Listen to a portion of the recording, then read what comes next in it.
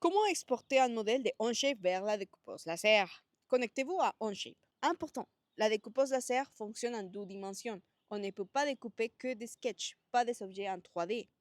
Sélectionnez l'esquisse souhaité.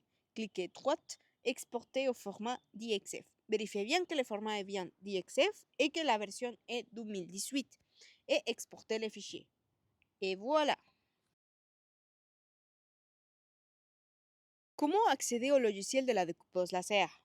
Allez sur File Manager LF12LFR. Accéder à la session réservée une machine.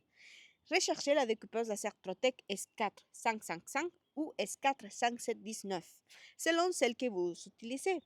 Cliquez sur le lien fourni pour se connecter au logiciel Ruby, Ruby S4555 ou Ruby S45719. Connectez-vous avec la compte utilisateur, créée préalablement par le File Manager. Attention, c'est un compte par machine. Et on va entrer au logiciel. Comment utiliser le logiciel pour envoyer les fichiers à la découpe? Accédez à la section modèle. Cliquez sur Importer le modèle.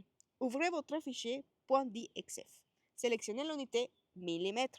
Cliquez sur votre modèle. Il faut vérifier dans le logiciel que les dimensions sont correctes, car des fois elles peuvent varier. Que toutes les lignes de découpe ont une longueur de ligne de 0. Sinon, il faut sélectionner tous et les ajuster.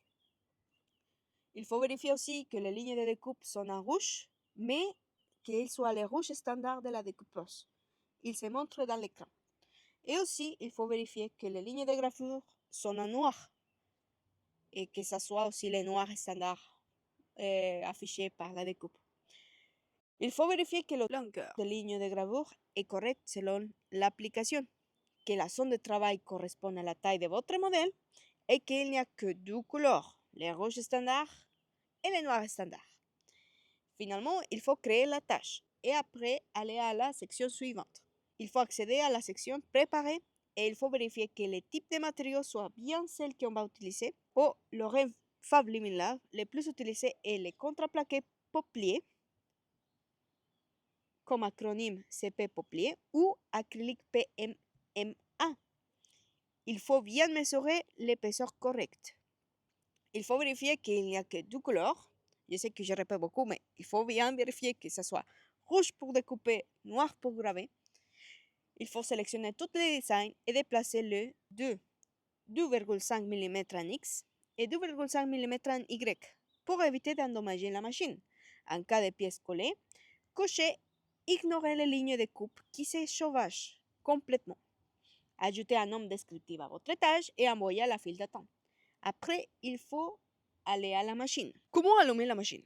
En cas de problème, appuyez immédiatement et à tout moment les boutons d'arrêt rouge. Sur le panneau de contrôle, tournez la clé en position 1. Puis, faites une rotation rapide vers la droite, comme pour démarrer une voiture et retourner. Attendez que la machine effectue ses configurations.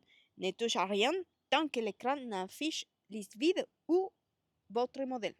Finalement, pensez à nettoyer la machine si ce n'était pas encore fait. Comment lancer une découpe? Le fichier doit être déjà envoyé depuis le logiciel Ruby. Il faut sélectionner le modèle dans la file d'attente, ouvrez le capot si nécessaire, placez les matériaux, fermez le capot, positionnez le laser sur les matériaux, calibrez en appuyant sur les deux boutons en même temps, vérifiez que le point de départ est correct de manière manuelle avec l'option qui est montrée ici, soit par la machine. Elle va commencer par défaut dans le coin haut à gauche. Il faut lancer la découpe en gardant un doigt sur le bouton d'arrêt en cas de problème. Si vous allez continuer à faire des itérations et des prototypages, il faut mettre en pause la machine et pour cela, il faut cliquer sur ce bouton-là.